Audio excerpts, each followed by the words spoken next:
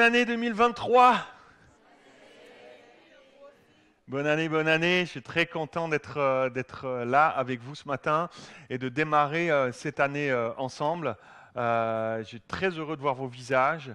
Je prie que le Seigneur vous fasse du bien pendant cette année, qu'il pose sa main sur vous. On prie avec l'équipe pastorale que le Seigneur grandisse dans vos vies dans cette année 2023, que la mesure de son esprit dans votre vie grandisse dans cette année 2023, qu'on se retrouve à la fin de l'année, malgré la conjoncture dans laquelle nous vivons, malgré tout, qu'on se retrouve à la fin de cette année, qu'on puisse dire que son nom soit béni, il a grandi dans ma vie, je le connais un peu plus, je le connais un peu mieux, j'ai vécu une proximité plus grande avec lui. C'est ce qu'on prie pour vous, c'est ce que je prie pour vous jour après jour, semaine après semaine, alors c'est ce que je vous souhaite pour cette année. Une petite annonce avant d'aller dans le vif du sujet. Ça va tout le monde? Vous suivez mon accent, vous suivez mon débit, ça va? Tout le monde? Simplement vous dire, on est tellement bénis de voir que l'église est pleine, que l'église est pleine à craquer, il y a du monde qui sont là-haut sur la mezzanine. On vous salue ceux qui êtes sur la mezzanine là-haut, soyez bénis. Il y en a certains qui me voient, d'autres ne me voient pas, mais m'entendent. Je vous assure, je suis là en chair et en os pour de vrai. Je suis là, ceux qui ne me voient pas. Mais j'aimerais vous encourager à envisager deux choses. Un, Montparnasse. On démarre Montparnasse là. Et c'est un super projet qui vibre sur notre cœur, qui nous réjouit beaucoup.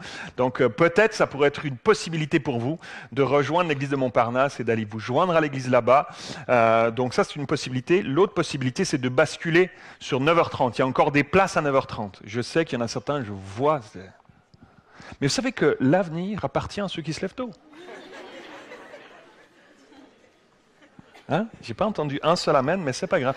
L'avenir appartient à ceux qui se lèvent tôt. Basculer à 9h30, c'est le même culte, c'est la même église, et il y a encore des places de disponibles, un peu clairsemées, on est bien rempli quand même, mais disponible, et la mezzanine n'est pas remplie à 9h30.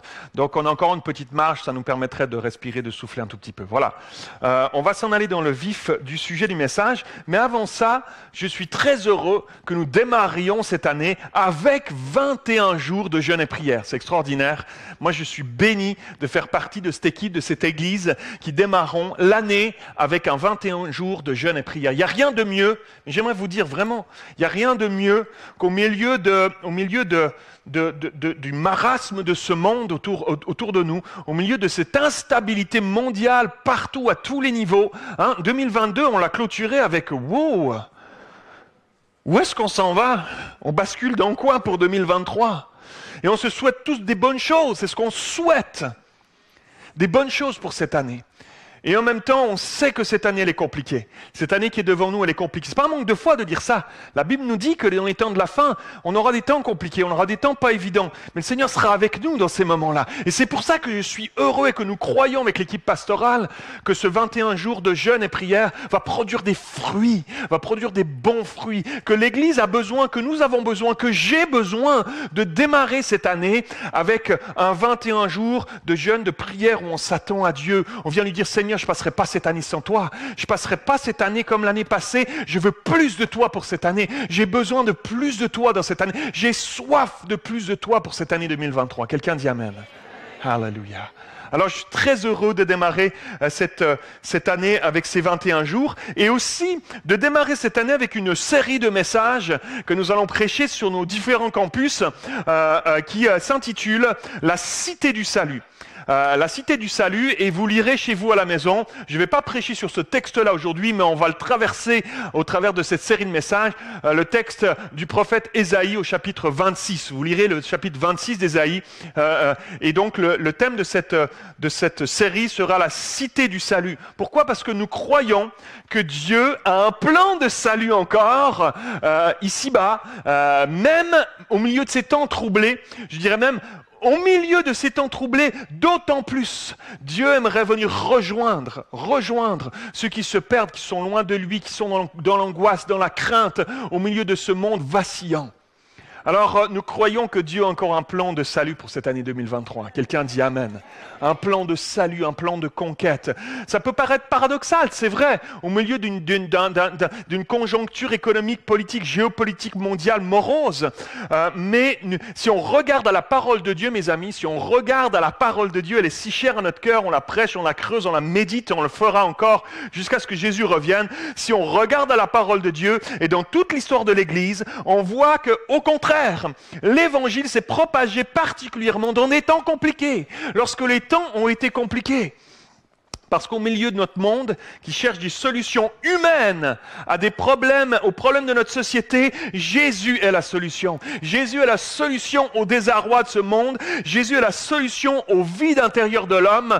Et c'est pour ça que je suis très heureux de démarrer cette année avec un 21 jours de jeûne et prière. Ça produit des fruits, mes amis. Il se passe des choses lorsque les chrétiens, lorsque les frères et sœurs, lorsque l'Église se lève et se met à prier, à jeûner, à crier à Dieu. Il se passe des choses dans le monde spirituel. Il se passe des choses, mes amis. Alors, attendons-nous à Dieu. J'aimerais te dire, attends-toi à Dieu. Attends-toi à Dieu pour ta propre vie. Attends-toi à Dieu pour ta famille. Attends-toi à Dieu pour ton couple. Attends-toi à Dieu pour ta situation. Attends-toi à Dieu pour tes questions. Attendons-nous à Dieu, mes amis. Nous allons voir Dieu à l'œuvre. J'ai hâte. J'ai hâte, mes amis.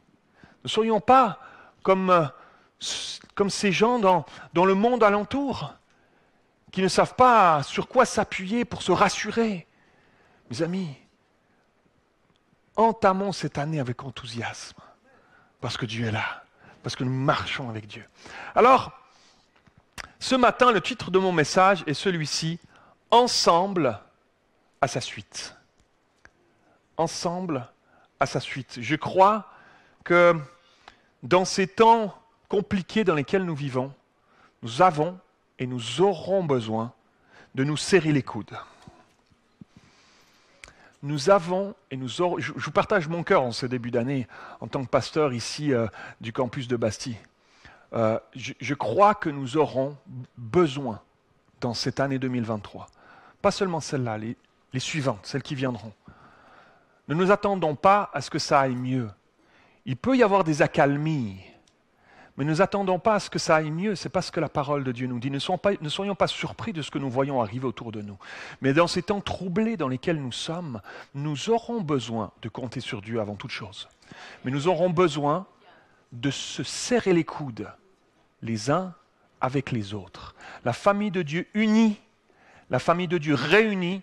J'aime une expression que j'ai pompée au Canada, au Québec, quand on a vécu là-bas, que Pasteur Christian connaît, que Justine connaissent bien. Ils ont une expression qu'ils disent lorsqu'ils parlent des gens qui sont proches, qui sont unis, ils disent tisser serré, comme un tissu qui a été tissé très serré. Pas un tissu qui était tissé large avec des grandes boucles, mais un tissu qui est tissé serré, il est solide, il est proche comme ça. On peut tirer dessus, puis ça va être difficile de le déchirer, mes amis. Tissé serré. Je crois que nous aurons besoin, dans les temps qui viennent, et déjà dans cette année 2023, notez mes paroles, nous aurons besoin d'être tissés serrés. Et on va traverser des choses, peut-être dans nos vies personnelles, dans nos familles, mais peut-être dans la conjoncture de ce monde, où on aura besoin de compter aussi, bien sûr sur Dieu avant toute chose, mais aussi pouvoir compter les uns sur les autres, mes amis. Quelqu'un dit Amen. Alléluia.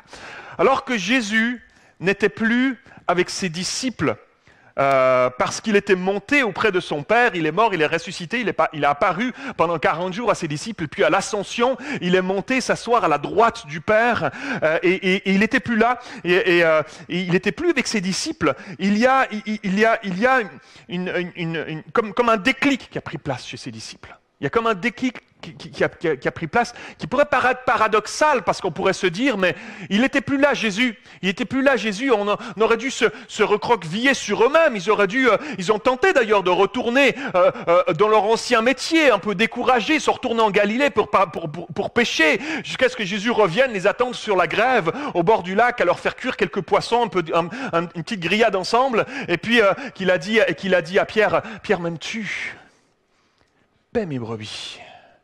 Il y avait un objectif, et puis ils sont revenus. Il y a comme un déclic qui a pris place, un déclic d'un besoin évident dans le cœur des chrétiens de l'époque, l'importance de se retrouver, l'importance de s'assembler, de se rassembler, d'être ensemble, de partager, d'avoir une communion fraternelle les uns avec les autres, de s'entraider, de se soutenir, de se soucier les uns des autres, de prier les uns pour les autres, être tissé serré. Il y a quelque chose du crac qui a pris place au départ de Jésus. Toutes ces choses, elles ont pris place.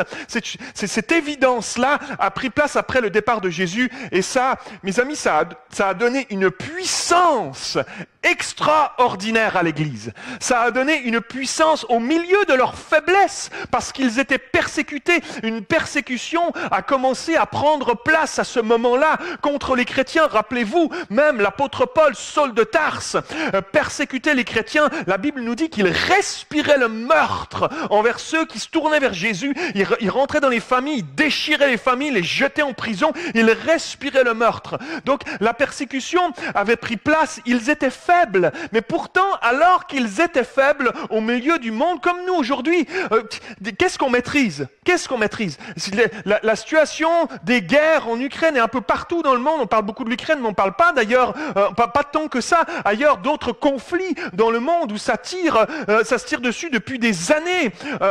On n'en parle pas tellement, mais quel pouvoir avons-nous sur ces choses-là, sur l'inflation? Quel pouvoir est-ce que j'ai personnellement là-dessus, etc. Quel pouvoir avons-nous? Pas grand-chose, on est faible comme eux étaient faibles à l'époque. Mais pourtant, ils avaient une puissance extraordinaire a pris place au milieu d'eux parce qu'ils ont choisi de s'unir, de se tisser serré, de se tenir ensemble, de vivre, de dire mais je ne vivrai pas les temps qui viennent en solo. Je ne vivrai pas les temps qui viennent en individualisme. Je ne vivrai pas les temps qui viennent tout seul avec moi-même.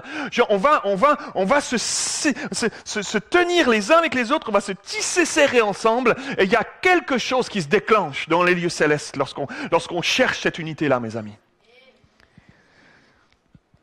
Et j'aimerais qu'on regarde ça ensemble ce matin. Vous êtes avec moi? La persécution avait commencé, et savez-vous ce qui s'est passé? La réponse instinctive, les chrétiens sont unis toujours plus. C'est devenu une force. Les dirigeants romains, les juifs et les juifs religieux persécutaient les chrétiens, mais pensaient qu'en les opprimant, en les mettant à mort, ça stopperait le mouvement du Saint-Esprit qui avait pris place. Ils pensaient que ça allait arrêter ça. L'apôtre Paul pensait sincèrement qu'en persécutant, en respirant le meurtre contre ces gens-là, en les jetant en prison, ça les découragerait, ça leur ferait peur, ça les arrêterait. Mais c'est exactement l'inverse qui s'est passé. Dieu est fidèle. C'est exactement l'inverse qui s'est passé.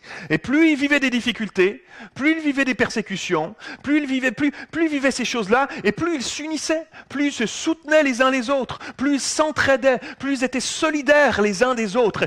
Et ça a pris place pendant les 3 premiers siècles, jusqu'en 313, lorsque l'empereur Constantin a pris le pouvoir et qu'il a amené le christianisme au milieu de tout ça. Et évidemment, ça a amené plein de belles choses, mais il y a eu quelque chose de par 3 siècles de persécution. 3 siècles de persécution.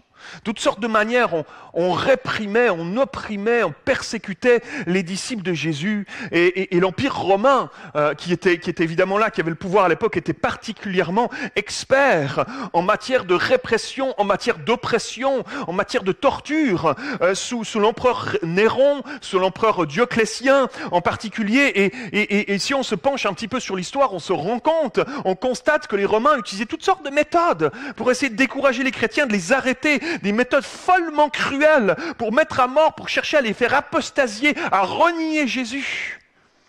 Les historiens nous parlent d'arènes où on jetait les chrétiens à des bêtes féroces qu'on affamait pour qu'ils les dévorent. Mais on ne peut même pas s'imaginer, on connaît ça comme ça parce qu'on a entendu parler ça dans nos histoires, mais on ne peut même pas s'imaginer ce que ça devait être pour un chrétien qui essayait de vivre sa foi, qui se faisait arrêter parce qu'il vivait sa foi. Et qui se faisait jeter dans des arènes à se faire dévorer vivant par des animaux sauvages. Ça se passait couramment à cette époque-là, dans ces 3 premiers siècles. Et les Romains, l'Empire romain s'amusait de ces choses-là. Ils se divertissaient avec ces choses-là. Des supplices qu'on faisait subir à ces chrétiens, des poulies, des dents de fer, des chevalets où on les écartelait, on les faisait brûler, toutes sortes d'autres choses atroces que j'aimerais pas décrire ici. Excusez-moi, hein. Wow, premier dimanche, pasteur, tu vas fort. Badaboum.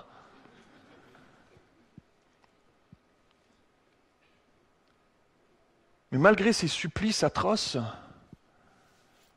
dont le récit seul fait frémir, des milliers de chrétiens volaient tous les jours au devant de la mort plutôt que de renier leur foi en Jésus.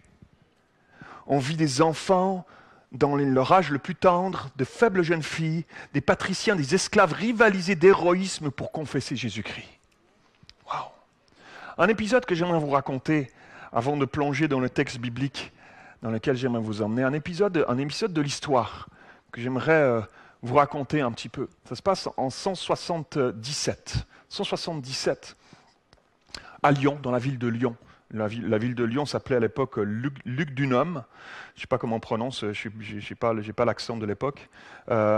Et c'était déjà à l'époque une ville importante. C'était déjà à l'époque une ville importante parce qu'elle est aujourd'hui évidemment, mais c'était déjà à l'époque une ville importante, Lyon.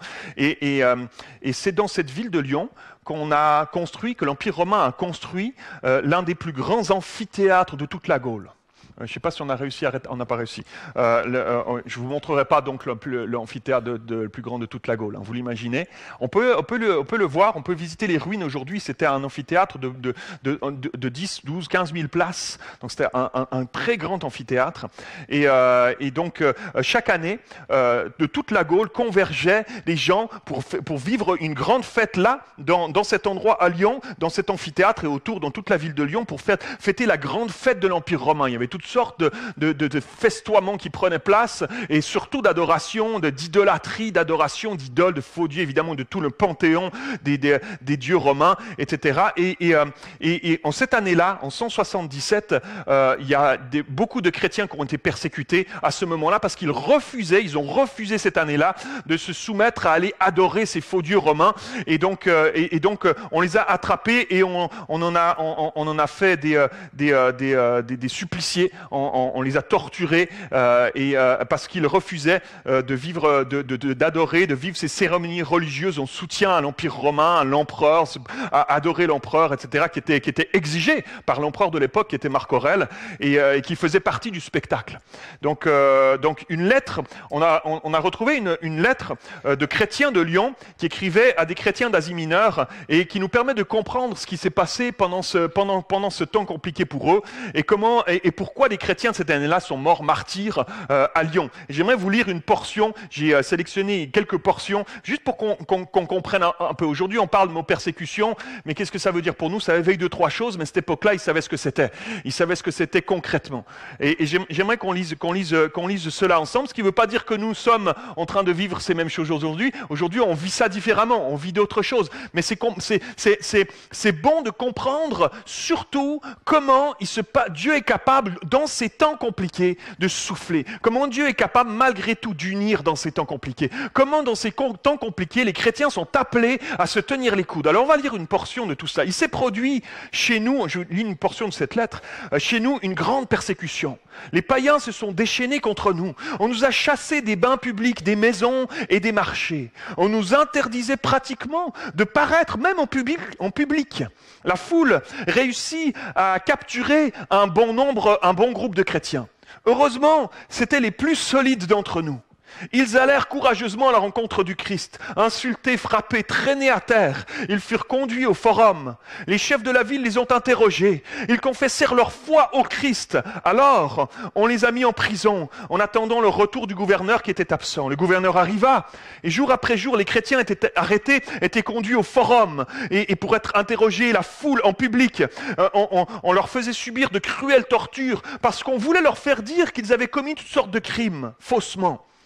Épagate était un chrétien plein de zèle pour Dieu et tout bouillonnant du Saint-Esprit. Il n'avait pas été arrêté. Et pourtant, il prit la défense des accusés dans la foule au forum. Nous croyons au vrai Dieu et nous ne commettons aucun crime. Il fut arrêté à son tour. On continuait d'arrêter des chrétiens et les prisonniers étaient affreusement entassés dans des cachots. Beaucoup mourirent étouffés. Parmi eux, Pothin, notre évêque, il avait plus de 90 ans.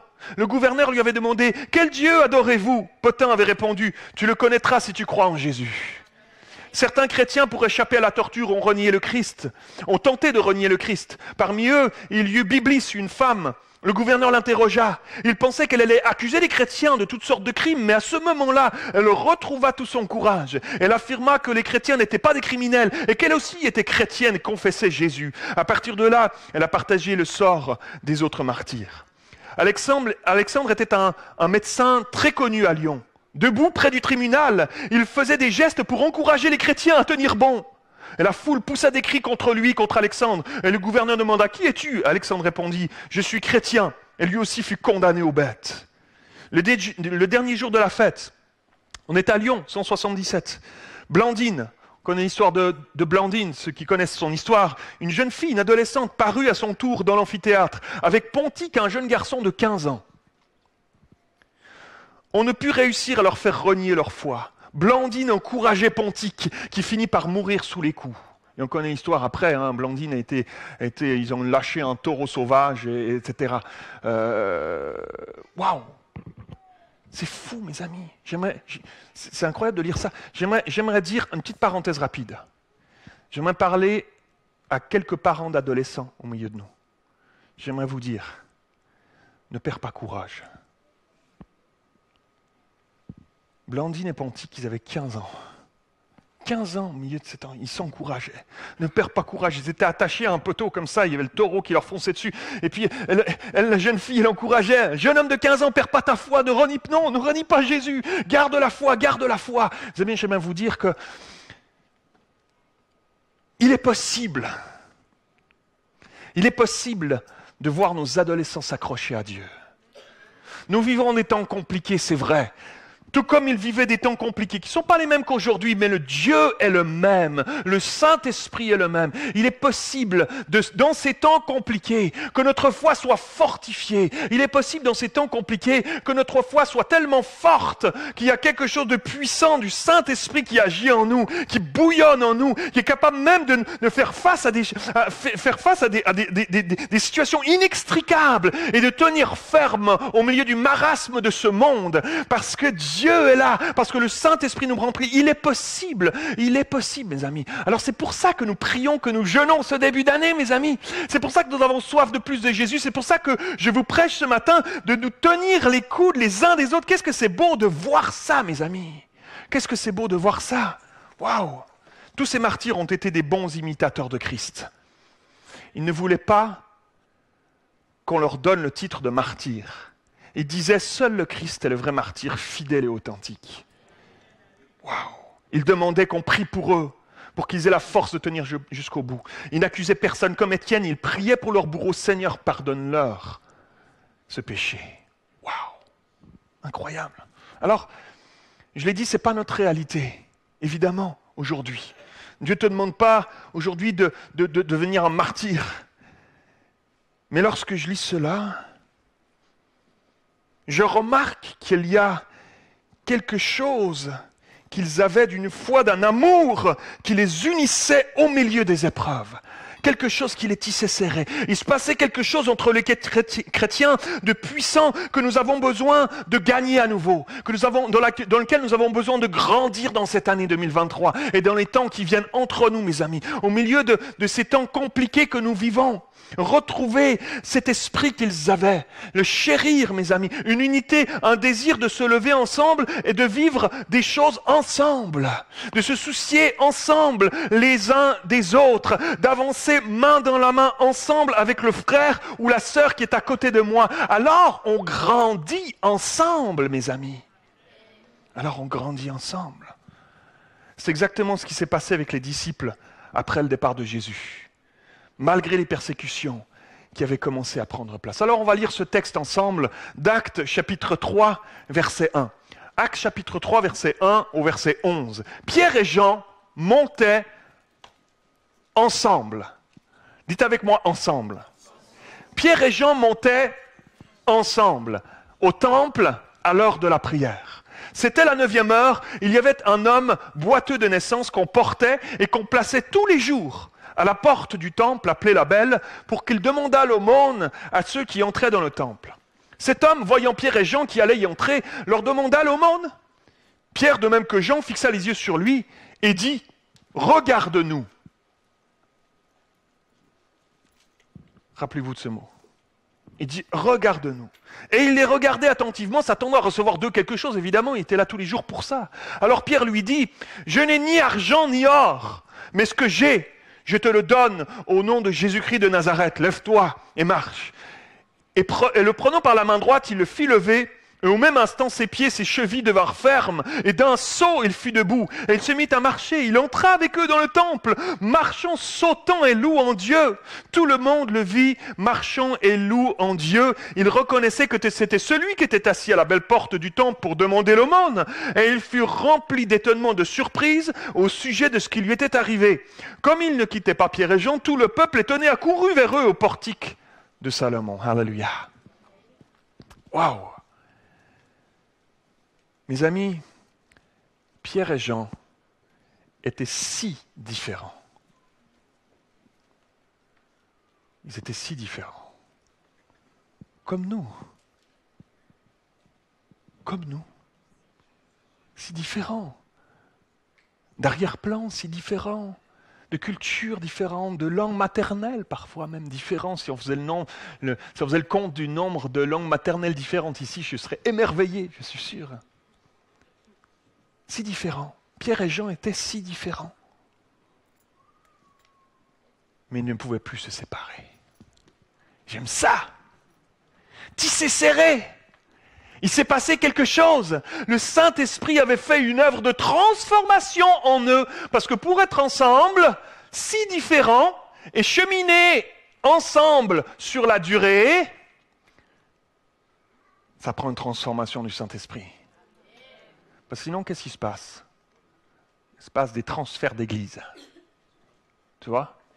Tu viens là, tu n'aimes pas trop le frère, la sœur, pas trop sa façon de te parler, pas trop sa façon de s'asseoir sur la chaise à côté de toi, façon de louer le Seigneur, son bras qui te tape la tête. Ma femme, elle est comme ça, Nicole. Elle n'est pas là aujourd'hui, je peux parler d'elle. Non, c'est pas vrai. Elle est là-bas au fond, elle est magnifique. Nicole, je t'aime. Ma femme, elle loue le Seigneur. À chaque fois que je suis à côté d'elle, je me prends sa main comme ça. Ça me permet de la bénir. Seigneur, je l'aime tellement, Nicole. Ça prend une transformation, mes amis. Ça prend une œuvre du Saint-Esprit pour qu'ensemble, on marche sur la durée. J'aime la notion de famille. Et dans notre famille, eh bien, on a Salomé, notre fille qu'on a eue, notre fille biologique. Et puis on a Emma qui est arrivée, qui est notre deuxième fille, et qu'on a adoptée. Et qu'on a choisi. Qu'on a choisi d'être avec nous dans notre famille. Et c'est un choix. J'aime la notion de famille parce que c'est un choix. Quand tout à coup, ça se passe moins bien. Quand tout à coup, on traverse une saison et que c'est plus compliqué. Que ça devient un choix de s'aimer, malgré tout. Et des fois, ça vient nous chercher profond. On serait mieux sur une île déserte tout seul avec nous-mêmes, à prendre nos décisions nous-mêmes tout seuls, sans avoir besoin de consulter les autres qui parfois ne pensent pas comme moi. Et des fois, d'aller au rythme du plus lent. C'est ça une famille aussi. C'est pas aller au rythme que moi je veux, à la vitesse où moi je veux, c'est aller au rythme du plus lent, pour pas qu'on perde personne. J'aime cette notion de famille, parce que l'Église c'est ça aussi. C'est nous ensemble, et pour ça, ça prend une transformation. C'est pas pour rien que l'apôtre Paul a dit plein de fois dans ses épîtres aux églises, supportez-vous. Les uns, ça va, c'est les autres, c'est plus compliqué. Ça prend une transformation, mes amis. Et c'est pour ça que je suis content qu'on commence cette année 2023 avec un 21 jours de jeûne et prière. Parce que nous avons besoin désespérément, j'ai besoin désespérément d'être transformé. Nous avons besoin pour le plan que Dieu a prévu pour nos vies, pour le plan que Dieu a prévu pour l'Église, pour le plan que Dieu a prévu pour EPM, pour le plan d'avenir que Dieu a prévu pour Bastille. Nous avons besoin, chacun d'entre nous, de choisir, de décider, de dire c'est ma famille. Et je me laisse transformer. Parce que je ne veux pas aller de famille en famille d'accueil comme ça, ici et là, dès que ça ne va pas comme je veux. Alors bien sûr, sonder la prédication, très important. Il y a certains endroits, il faut partir parce que c'est une fausse doctrine qui est prêchée. Donc sonder notre prédication, bien sûr. Mais ensemble, mes amis, choisissons de laisser Dieu nous transformer pour qu'on puisse aller un bout de chemin ensemble, un bon bout de chemin ensemble, mes amis. Qu'on puisse s'encourager les uns les autres, qu'on puisse apprendre à se connaître, apprendre à connaître la richesse les uns des autres. C'est tellement riche. C'est pour ça qu'avec Nicole, on aime aller vers les gens, on aime apprendre à connaître, on aime aller visiter les gens, on aime avoir des gens chez nous, on aime parce qu'il y a une telle richesse, mes amis, on passe à côté de tellement de choses. Et ça nous apprend à vivre ensemble. C'est trop facile de juste dire... Je vais à telle église, et puis je vais juste les dimanches, hop, la cuillère dans la bouche, et après, hop, je rentre chez moi et je reviens dimanche prochain, éventuellement, peut-être plutôt celui d'après ou encore après, ou le mois prochain, hop, un petit coup de cuillère quand j'aurai besoin. Comprenez-vous, je caricature. C'est trop facile, ça. Et oui, ça demande quelque chose. Et peut-être que parmi nous, il y a des gens qui ont vécu des temps compliqués dans des églises, des déceptions, peut-être des blessures. Oui, ça arrive. Et Seigneur, je prie que le Seigneur mette un baume de guérison. Je prie que le Seigneur vienne faire couler dans ta vie une guérison là peut-être où il y a eu des blessures. Et on va se décevoir. Pasteur Mathieu, je pensais que tu étais mieux que ça quand même. On va se décevoir, on est des êtres humains. On va se décevoir. Mais on va y aller quand même. Et on va se pardonner.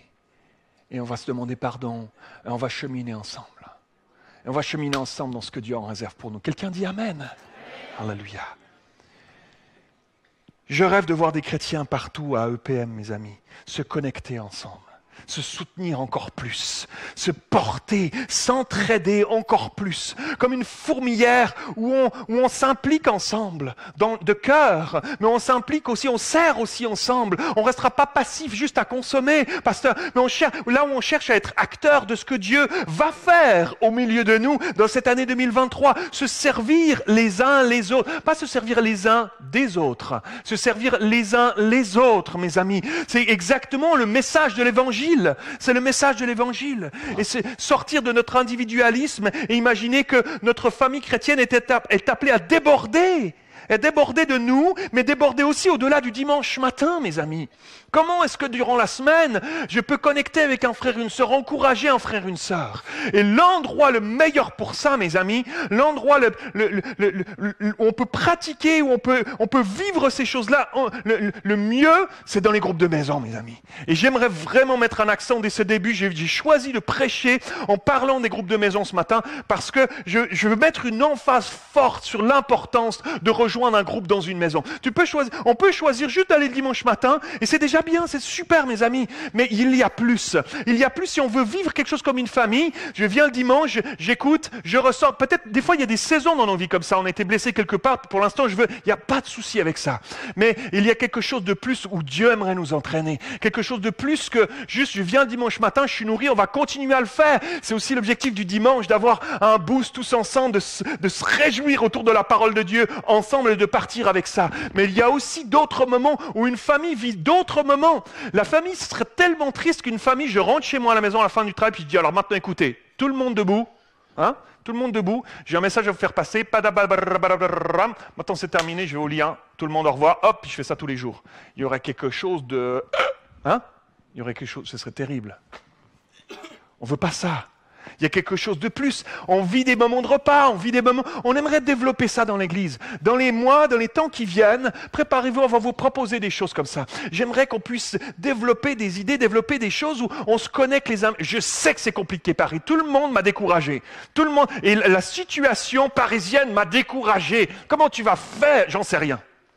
Mais on va proposer des choses, on va chercher à vivre des choses, week-end d'église, je ne sais pas quand, quelque chose. On va mettre en place des choses pour se connecter aussi les uns avec les autres, vivre des choses ensemble, parce que je crois qu'on a besoin de ça aussi pour être tissé serré, mes amis.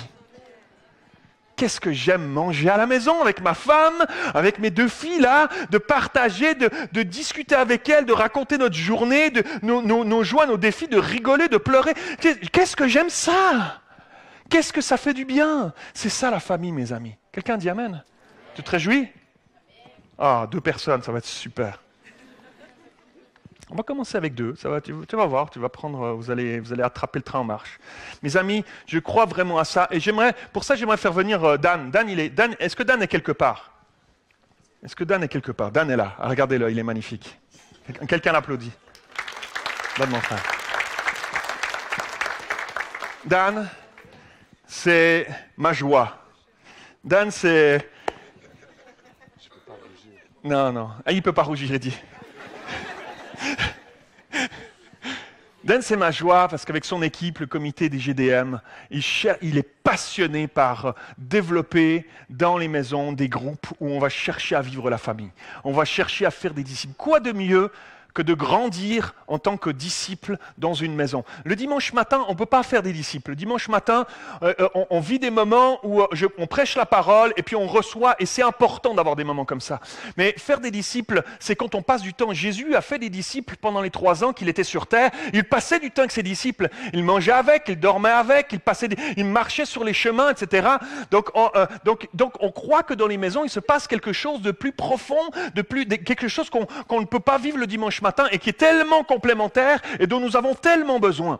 Et donc, on croit avec Dan à une vision, on développe et on va développer partout dans le réseau parisien et dans le Grand Paris, on va développer des groupes de maisons. Ici à Bastille, ici pour l'église de Bastille, mais évidemment dans tous les campus EPM, on veut développer ça vraiment. Donc, j'aimerais vous encourager à vous approcher si vous ne faites pas partie d'un groupe de maison ou que tiens, c'est vrai, 2023, j'aimerais, approchez-vous de Dan, il sera là à la sortie, à vous attendre, posez-lui toutes vos questions. Et si peut-être vous êtes là, on a besoin de différentes choses pour un groupe de maison, si peut-être vous dites, moi je veux bien mettre à disposition mon appart, ma maison, ouvrir la porte, etc., ma porte pour un groupe de maison, mais peut-être pas forcément en être moi le responsable, etc. Tout est possible. Donc approchez-vous de Dan et de son équipe, et puis il vous donnera les informations. Ça va? Ok, on va faire un peu de gymnastique. Est-ce qu'on peut se lever ensemble? On peut juste étendre nos mains, j'aimerais qu'on prie pour Dan. On peut juste étendre nos mains. Seigneur, je te prie pour Dan. Merci pour mon frère qui a à cœur, ça brûle dans son cœur, comme une évidence, comme une conviction profonde que les GDM sont une solution dans les temps compliqués que nous vivons pour que nous puissions vivre l'Église ensemble dans les maisons aussi, faire des disciples, grandir, bâtir notre foi ensemble, s'encourager les uns les autres. Je prie que tu le bénisses, je prie que tu donnes une faveur sur lui, une faveur sur ses équipes pour que les groupes de maisons de EPM puissent se développer partout dans Paris, Seigneur. Qu'il puisse y avoir la semaine, durant chaque semaine, qu'il puisse y avoir des chrétiens qui se regroupent ensemble, comme c'est déjà le cas, mais encore et encore plus, Seigneur, pour parler autour de toi, pour prier les uns pour les autres, pour pleurer avec ceux qui pleurent, se réjouir avec ceux qui se réjouissent et grandir ensemble, Seigneur. Bénis-le et bénis, Seigneur, les groupes de maison OPM dans le nom de Jésus. Amen, Seigneur. Amen. Amen, merci. Merci pour ton travail.